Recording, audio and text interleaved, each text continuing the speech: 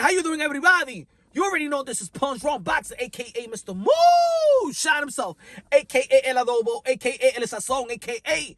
El Borracho. Ladies and gentlemen, it's fight week. You already know, man. The boxing world has great momentum. Fourth quarter. And another good lightweight fight between Devin, the Dream, Haney versus Jojo Diaz. Jojo Diaz, Olympian, only got one defeat, one draw, and got the WBC interim strap. Devin, the Dream, Haney, undefeated, got the WBC world title. Yo, it's going to be a good fight. 50-55, you could say. 55-45. Devin, the Dream, Haney, you already know he got the height, he got the range, got the youth, got good intangibles, got solid, good defense, probably one of the best jabs in the lightweight division. Know how to use his footwork, know how to control range, and I think that's one of the best attributes that Devin Haney does have. He knows how to control range, know how to use that jab, know how to use that jab up top in the solo plex, good pivot, just knows great positioning, great balance. Devin Haney knows how to do a lot of things good. You know what I'm saying? Fundamentally sound. And, you know, he's been around. He's been around with the teachers been around a lot of good teachers. You know, a lot of wisdom has been around Devin Haney growing and been with the likes of Roy Jones Jr., y'all already know, been with the likes of Zab Judah, Floyd Mayweather, y'all already know. He's been with geniuses of the game, and his father's done a good job and put him in labs with these type of great boxing minds.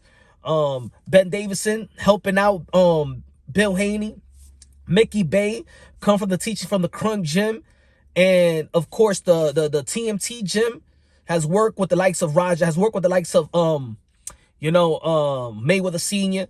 So there's a lot of great boxing minds even working right now with Devin the Dream Haney. I think that Bill Haney's gonna be the head trainer this time. He's been the head trainer, but of course you always have a lot of coaches around his son and just trying to prepare his son to be the best that he can be. You know, so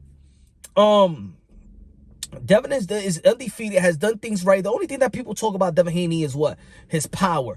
But of course, not every boxer got that super power. Not every athlete got that super punch. We see a lot of knockout artists get knocked out themselves or stop themselves. But so you got to have a balance. You got to have power. Yeah, you don't have to have this great knockout power, but you got to have enough power to keep your opponent honest. And I think with the growth of Devin Haney, we already saw with the Jorge Linares that his power has grown. Maybe not the type of power, just like arm punches and things of that nature, but you know, leg, waist, using that waist, you know, using that torque and things of that nature. And the older he gets, he's getting his adult strength, so of course he's gonna get good power. And with elite and becoming an elite fighter, his father has done a good job in putting it with elites, strength and conditioning coaches, nutritionists, and things of that nature. So they're doing a good job in that side. Been doing a good job since day one.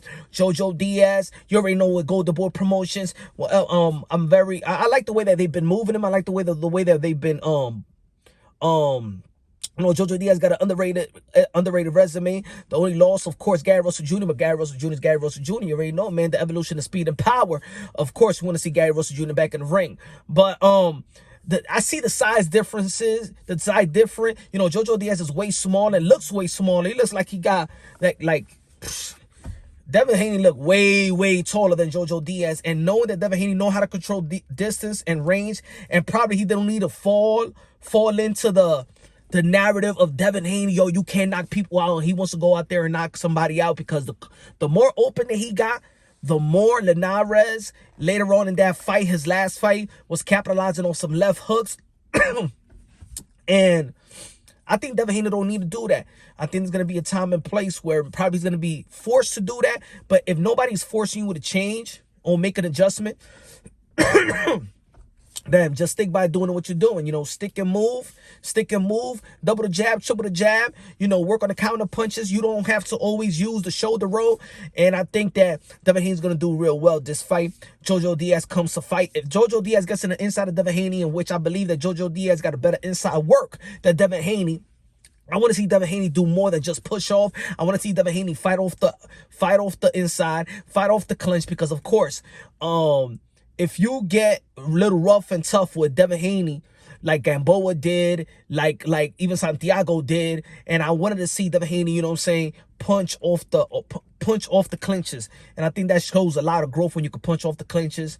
That shows a lot of growth. How you jab to the body. I like the way that Devin Haney jab to the body, creates his distance as well. So it's gonna be an interesting matchup, because I want to see how Jojo Diaz is gonna get inside the house of Devin Haney. In my opinion, I think that Jojo Diaz defense, he does get hit, but he's a good counter puncher. He doesn't only counter with one shot. He counters with combination to the body and the head. So he needs to cover, and Devin Haney needs to have good defense, in which I believe we all know that he has good defense. More of a defensive fighter than an offensive fighter, in my opinion. But of course, last fight was a good offensive game. And let's see if Jojo Diaz really gets if he gets inside of Devin Haney, inside, and works on the inside and keep him on the ropes and compromises the judges, so it won't look as clean as a Devin Haney fight does look like, then you have a chance. But if Devin Haney controls the distance, of which I believe he's going to do so, and he's going to result in just boxing, don't matter what crowd likes it. If the crowd is going to boo him, it doesn't matter. Or Devin Haney is going to go out there and just win the fight, not try to prove that he's the bigger man, the most powerful man, and things of that nature. Jojo Diaz hasn't knocked out anybody, really, in my opinion. I see him hit guys with solid shots and they don't go down. So we seen Devin Haney's chin versus Linares, but that's just a punch that you don't see. Anybody gets hurt with a punch that they don't see.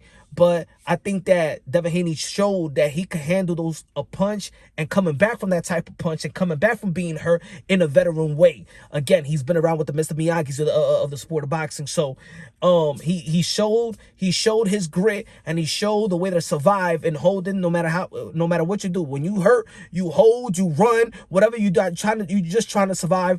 You're not trying to go and sling it out with anybody else, because I do think that if he slings it out with Jojo Diaz is gonna win that slugfest, in my opinion. And I don't believe that Devin Haney needs to be in a slugfest. I think he's good enough. He got the footwork. I don't think that Jojo Diaz got great combination, is very accurate with the body punches. So I only see Jojo Diaz winning if he could get in the inside of Devin Haney. But if Devin Haney controls the range, like I've been saying throughout the whole video, Devin Haney is going to win this fight. I got Devin Haney winning 50-50, 55-45, in my opinion. I think Devin Haney is smart enough. I think Devin Haney has footwork. I think Devin Haney has the range, has the jab to keep the distance, and has enough pop to keep you honest, not enough pop to knock you out. But I seen Jojo Diaz, when he gets hit with shots, and then when he finds out that his opponent doesn't have the power, he works away in the inside. And I think that I see this fight working out good, and probably better. I think Jojo Diaz will probably do better than Linares. Probably get some early rounds. If I was Jojo Diaz, we want to see if him staying in lightweight division is good for him. At the end of the day, he is a smaller cat, but it is what it is. He beat Javier Fortuna, who is a lightweight himself, that was a lightweight for a while. So we got to give props. It's a good fight. I got Devin Haney winning. I got Jojo Diaz, you know what I'm saying? But it could be a 50-50 fight. But for me, I just, the intangibles got me. I only could see Jojo Diaz winning if he could get in the inside. And that's it.